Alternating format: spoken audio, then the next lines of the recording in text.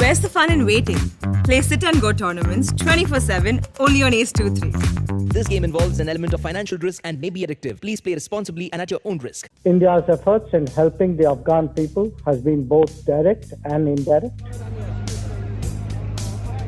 अफगानिस्तान की स्थिति पर संयुक्त राष्ट्र में उच्च स्तरीय बैठक हुई, जिसमें भारत की तरफ से विदेश मंत्री एस जयशंकर ने शिरकत की।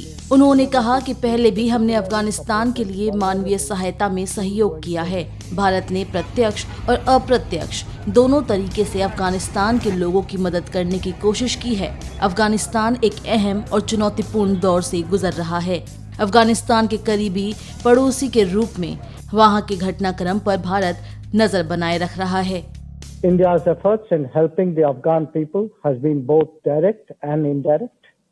We have contributed to their livelihood and larger framework as significantly as we have to direct material needs. Our friendship is reflected in Indian development projects that today exist in all the 34 provinces.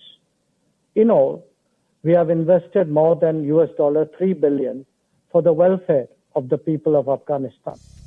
साथ ही उन्होंने कहा कि ये महत्वपूर्ण है कि मानवीय सहायता में बाधा के रूप में उभरने वाले यात्रा और सुरक्षित मार्ग का तुरंत समाधान किया जाए। जो लोग अफगानिस्तान में और बाहर यात्रा करना चाहते हैं, उन्हें बिना किसी रुकावट के ऐसी सुविधाएं दी जानी चाहिए। भारत की तरफ से ये बयान ऐसे समय में आया है जब अफगानिस्तान में आर्थिक संकट तेजी से गहराता जा रहा है। लोगों को यहाँ कई तरह की परेशानियों का सामना करना पड़ रहा है। आपको बता दें कि 15 अगस्त 2021 को तालिबान ने अफगानिस्तान पर कब्जा किया था। यहाँ के राष्ट्रपति देश छोड़कर चले गए थे और यहाँ के लोगों के पास किसी और देश में जाने के अलावा और कोई चारा नहीं बचा था। बीते हफ्ते तालिबान ने यहाँ अपनी अंतरिम सरकार का ऐलान किया, जिसे तालिबान ने हक्कानी नेटवर्क के साथ मिलकर बनाया है। इस सरकार में मोस्ट वांटेड वैश्विक आतंकी और हक्कानी नेटवर्क का प्रमुख सिराजुद्दीन हक्कानी को गृह मंत्री बनाया गया। तालिबान संगठन ने मुल्ला मोहम्मद हसन अखुंद को अफगानिस्तान का प्रधानमंत्री बनाया।